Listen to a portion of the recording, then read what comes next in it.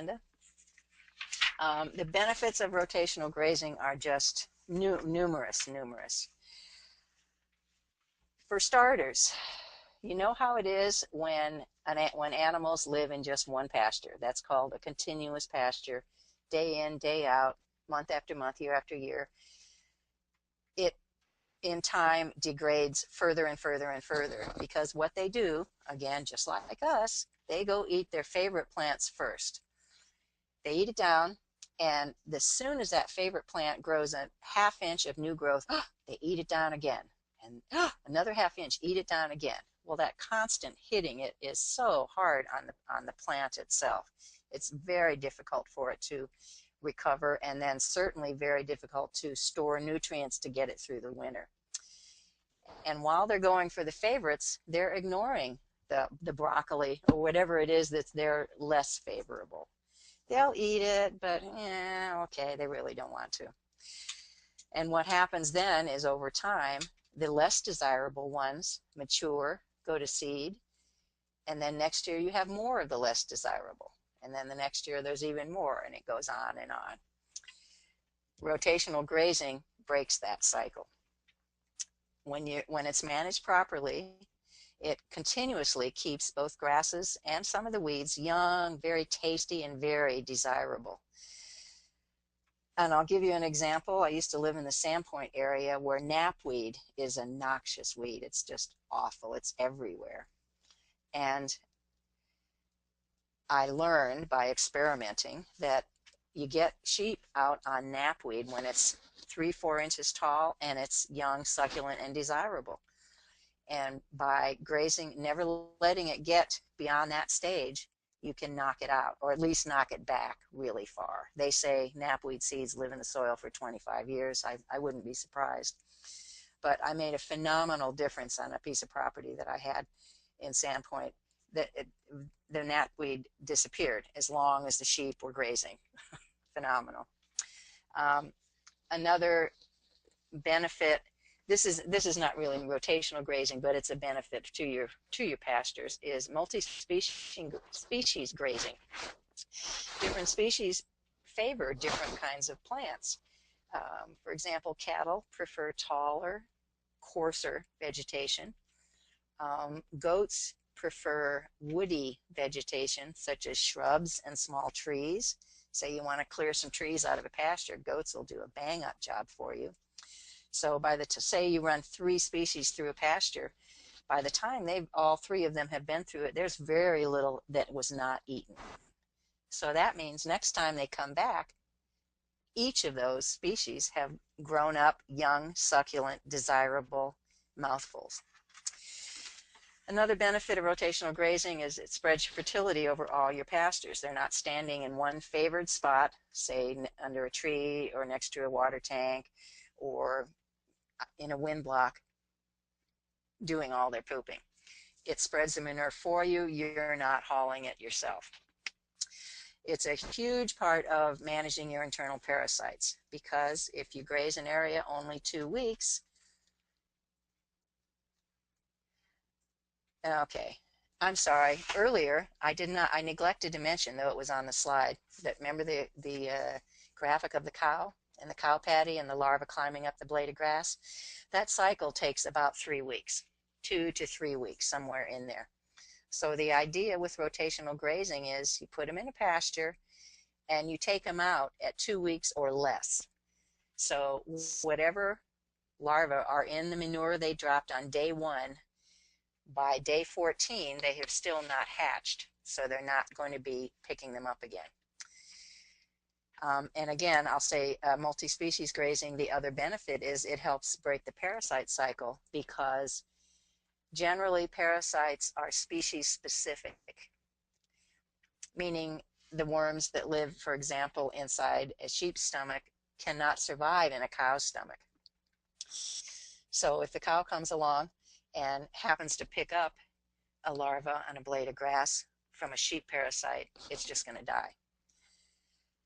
You can do multi-species grazing either all together and then move them all together, or you can follow one with the other, whichever works better in your system. Okay, next slide. Big question, the question of the day: how often to rotate pastures and how long to rest them? And I'm sorry, but I have to say it depends totally on so many different factors. It varies farm to farm. It depends on the size of your pasture, how long it'll take your size of herd to eat it down. It depends on what kind of forage is in there. How productive is it? How much vegetation has it grown during its rest period? It depends on how moist the soil is all the time or that time of year, your rainfall that time of year, the temperatures. Come fall, early spring and late fall, your grass growth is going to be reduced because of cold nights. Stocking rate, how many animals are in there at any given time, and the growth rate at that time of year. Your grasses, of course, go crazy in the spring, and by September, their growth rate is dramatically reduced. So all these factors, plus what you want to do is take about half of the vegetation and leave about half of it. So you leave leaf surface for that plant to collect sunlight, conduct photosynthesis, and grow. When you let it graze down to a 1/4 inch off the ground, it has very little leaf surface to be a solar collector, and it's going to take longer to regrow. This is hard. It takes self-discipline, believe me. The other thing you factor in is move them before 2 weeks, as I just talked about the parasite larva, and let it rest long enough. You need to let it rest long enough to kill off whatever parasite larvae were left behind in the field. As I said, the life cycle is about 3 weeks. 4 weeks is your minimum. 2 months is much better if you can possibly do it. This is this very delicate dance, a lot of nuance to it that you won't learn in your first year. It just won't happen. But just trust that you're going to practice it, and it's going to get easier, and you're going to get better at it. Over here under the picture this is the rotation schedule I use. My pastures, sheep stay in from either, depending on the size of the pasture, from 2 weeks, or from 3 days to 2 weeks. Yes. Under 2 weeks, oh, Cinda, I'm sorry. The words here are that's confusing, isn't it? Okay, I leave them in 2 weeks or less. I take them out and rest that pasture for 4 or more weeks. 4 to 6 weeks is my norm. So again, this seems confusing and complex. It's not, but trust me, just get started. You're going to see such dramatic results in your pastures. More food, happier animals. It's so worth it. Next slide, please. The overall thing to keep in mind is you want your animals eating lush green as many months as possible for their health and for the health of your feed bill. You want to feed them hay as little as possible, certainly, while also factoring in allowing enough time of rest to reduce the parasite load. And I've said in earlier talks too, electric fencing is just so fabulous, so useful. It's really helpful to start out with some electric fencing. Next slide, please. I'm going to speed it up a little bit here. Okay, I'm going to talk briefly about fencing options. Most people use portable electric for rotational grazing, and if you're going to do that, you really need to have a good, secure perimeter fence. If they get out, they're just out on your property. They're not down the highway. They're not running down the road. This is my secure perimeter of choice. It keeps everybody in, from small species to large species. Barbed wire, okay. If you just have large species, barbed wire will keep horses and cattle in. If it's good, secure, it will. It's unlikely 4 strands or even 5 is going to keep sheep in, or goats. They're pretty wily. Next slide, please. You've seen this slide too of the portable electric reels. This system is just fabulous. What is shown here is 3 reels because I wanted to have 3 strands of fence. You can barely see this heavy-duty step-in post that it's bolted to, which you then chain to an existing T-post. You can get a lot of wire on these reels. This system cost, this particular one has about 750 feet of wire on it, and the wire and the reels was around $400, something like that. And the posts, the step-in posts. Next slide, please. I have 4 of them, and I have never regretted for a minute spending the money on them. For example, this is one of the uses of it. I have a crummy old barbed wire fence on the property, and it was years before I could finally get to replacing it. So I put a 3-strand electric in front of it, and nobody strayed off that. That's my property line there, and that's CRP ground on the other side, which was very tempting. But no one ever has gone through that fence. Next slide. Here's another great example of using these reels.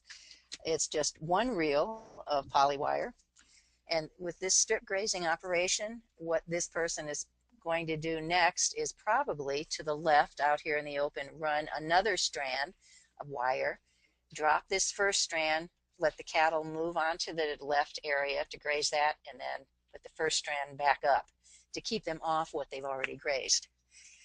And you notice there on the right hand side they've got a permanent, it looked like, I think it's woven wire, a good secure perimeter fence. This is important. Next slide. These are a couple of pictures out of the Premier Fencing catalog.